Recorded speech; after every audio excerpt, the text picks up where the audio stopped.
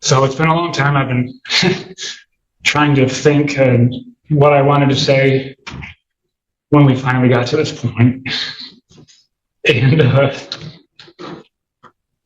it's just so much more to me than just like trying to get me in trouble.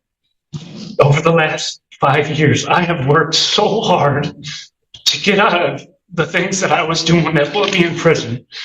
And for, going back and spending weeks looking at all the messages that went back and forth and how malicious it was. It wasn't I had one day and made one bad decision. She did this for weeks and weeks. I've read the messages.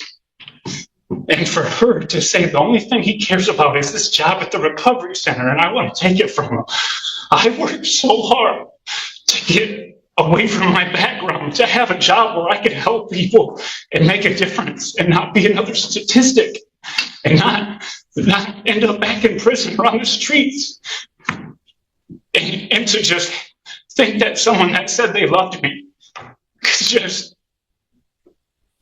say, or even, I could see her saying it, but weeks and weeks of pushing it, messaging him, well, she was at my house, now's the time to do it.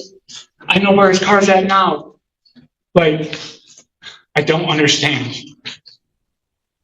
I know what it's like to need to get incarcerated. If I wouldn't have went to prison, I wouldn't be where I am. I wouldn't have taken the time to get the help that I needed, And I don't think one day in jail is ever going to stop her from doing this to someone else. If it wouldn't have happened the way it would, I might not be here right now. I might be back in prison. I might have ruined my career. I might have lost everything, and no one would have believed me. No one. If it wasn't for the one that turned in the messages and having them documented, no one would have ever known, and I would have been going. And it's not fair. It's not right that to just try to take someone's life into your hands and throw it away because you had a bad day. I would understand if I treated her poorly, if I put my hands on her, if I was mean to the children, none of that effort. And to have someone just want to hurt me like that, I can't imagine being that broken of a soul to want to hurt someone that bad. What's the worst part is I don't hate her. I just want her to get help.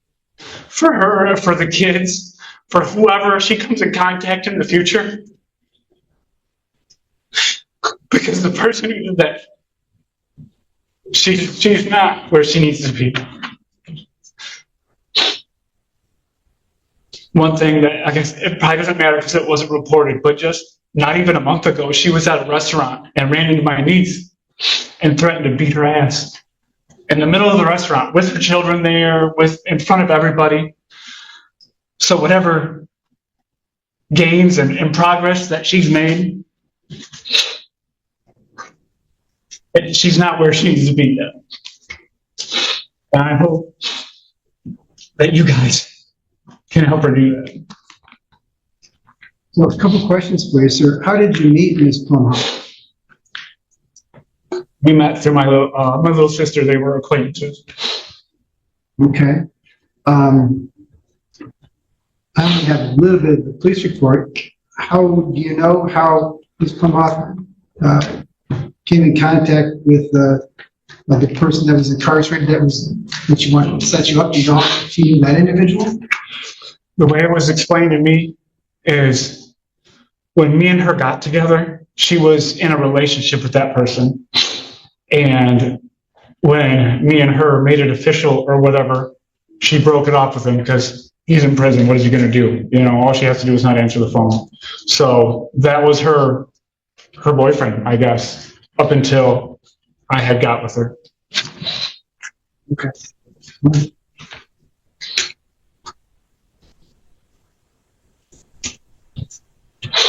Anything else that you want to say, sir?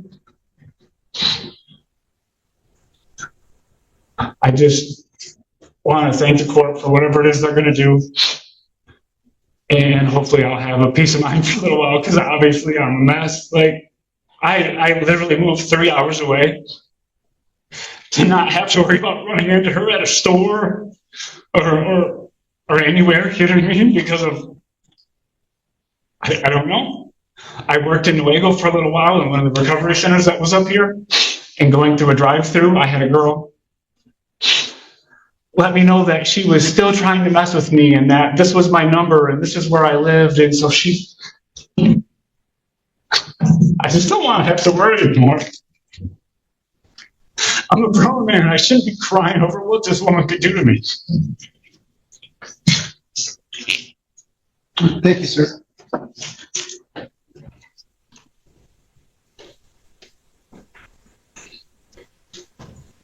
All right, the court recognizes that the advisory guidelines in this case would suggest a sentence between 0 and 11 months. The courts can exercise my discretion so that it's consistent with the advisory guidelines, consistent with the plea agreement in this case. It would be the sentence of the court that this defendant served 120 days in the Nuevo County Jail. I'll give her credit for the 1 day that she served so far.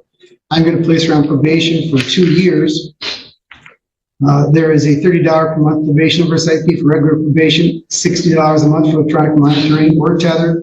There is a $68 state cost assessment, $130 crime victims' rights fund fee, and a $60 DNA fee. Those financial assessments can be paid within 90 days of her release from jail. Ms. Plumhoff, on the one hand, I applaud you for the efforts that you've made. And maybe those efforts will continue after you're out of jail and through probation, and they'll help you change the person that you are. On the other hand, I can't think of anything more vile than what you try to do to that man. Number one, you knew his history with addictions, and to try and use that against him. Number two, trying to prevent him from helping other people, trying to engage some other inmate to ruin this man's life. And he's right. If you had any idea how many people come in here with possession of drugs and say, they weren't mine, somebody planted on me, everybody, the police, the prosecutor, the court, we all go, yeah, right. People just don't plant drugs on other people.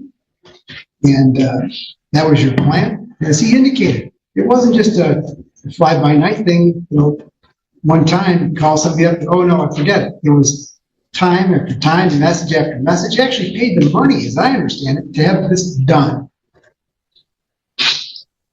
I just can't, really words don't express how vile those acts are. And you try to separate the acts from the person, but you're the one that did those. And luckily, this person that you were corresponding with in the jail had integrity and did the right thing and turned you in. But for that, he probably would have been in jail. He probably would have been successful in framing it. And that's inexcusable. I don't care how much he hurts you.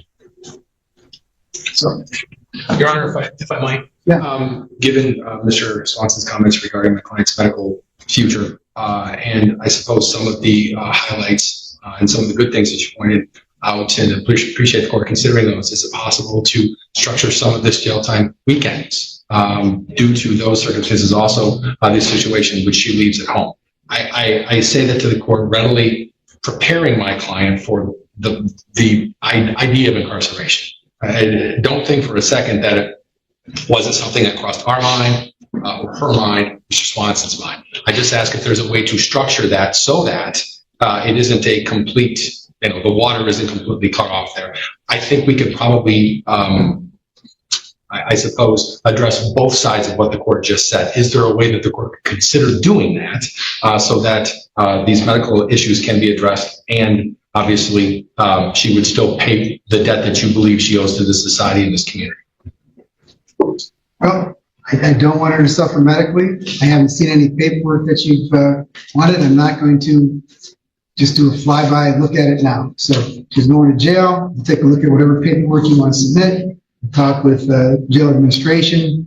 See if there's a way to get her the testing or whatever it is that she needs. Figure out how urgent those sort of things are. And We'll make a decision from there, but today she's going to. Share your thoughts in the comments, and don't forget to subscribe for more courtroom breakdowns.